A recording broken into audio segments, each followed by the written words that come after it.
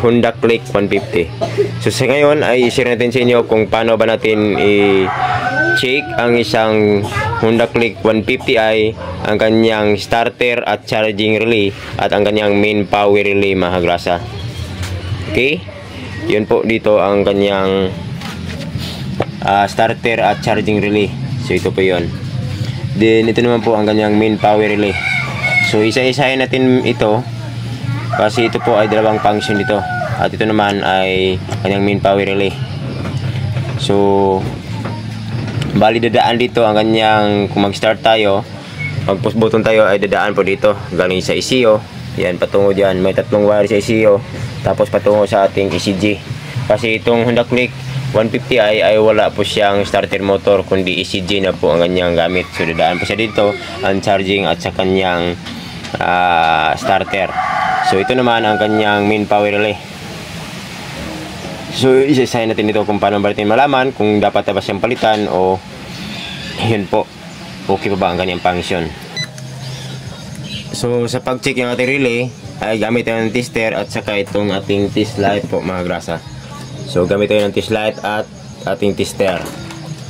So isit lang ang tester sa continuity, yung parang may signal lang wifi. So ang unahin natin dito ay itong kanyang starter at charging relay. So itong test probe natin tester ay kahit magkabaliktad po ito ay pwede lang. So unahin natin itong side. So yan, tsaka dito. So yan, dapat po yan i-test natin. So dapat tumunog ang tester natin kasi ito pong dalawang pin na to, ito po ang trigger.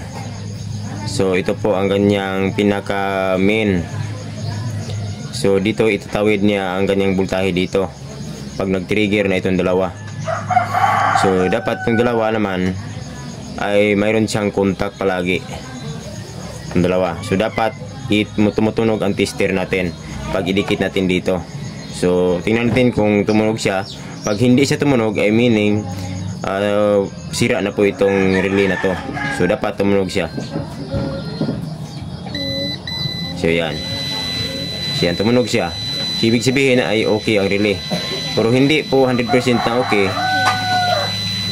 Itong relay na to, dapat papasukan nito ng voltahe, itong dalawa, positive at negative. Kung ang voltahe na galing dito ay may tatawid niya patungo dito sa side na to. So try natin na maglagay ng socket. So gamit tayo ng test light.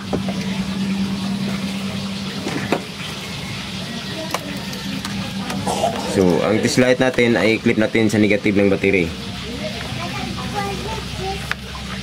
Yan, clip lang sa negative ng battery. Tapos yan, subukan natin kung umilaw ba. Yan, umilaw siya. So tapos gamit tayo ng mga socket. Ano yung socket natin? Ayan, ito po ang socket natin gagamitin. Yung sa pangbusina pwede lang. Yan. So dito walang problema kahit magkabaliktad kung saan man ditong parte ang negative natin mailagay at positive dito.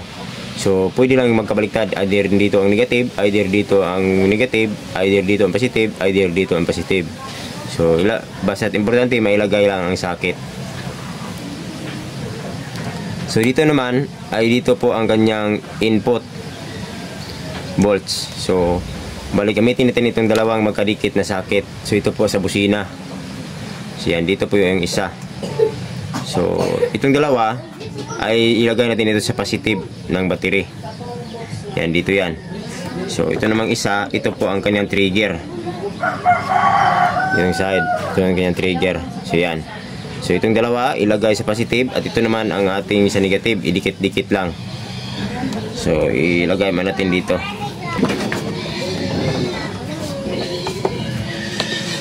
Yan, lagay natin dito. Itong dalawa, take note, itong dalawa lagay. Balik yan ang kanyang posisyon. Yan. So klaro natin.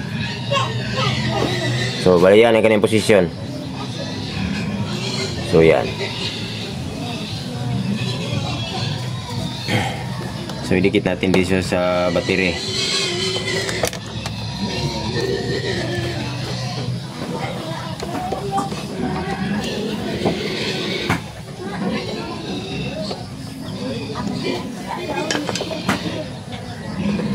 So tapos ang test light natin ay ilagay natin dito.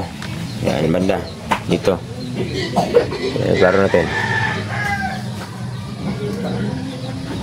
So yan, ilagay natin dito sa bandang ito. So yan, itong namang side na to, so ilagay natin dito. Yan, umilaw siya palagi kasi dito yan, may contact yan dito sa gitna na pin.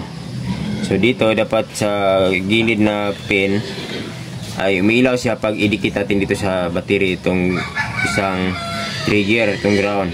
So yan, tingnan natin kung umilaw siya. Pag umilaw, ibig sabihin ay good ang ating charging at starter relay. Yan. Yan po. So yun, umilaw siya. Ibig sabihin good ang ating charging at starter relay. Makapagbato lang siya ng voltahe. So yan. So ito naman po ang next na i-test natin. So yun po. Good lang siya. Same lang ang procedure. So ito naman, so iklaro natin.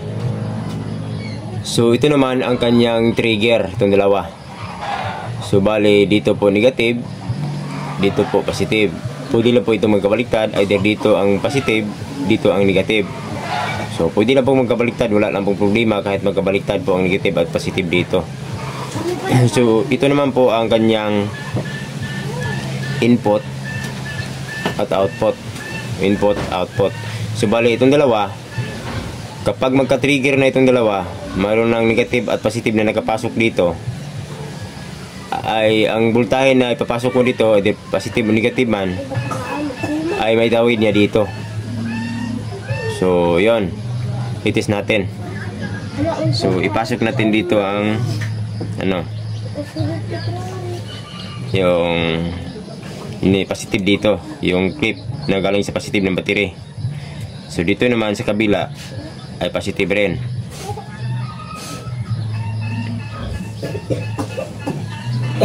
Ayan, positive yung dalawa. At ito naman negative. Ito sa bandang kabila ang trigger.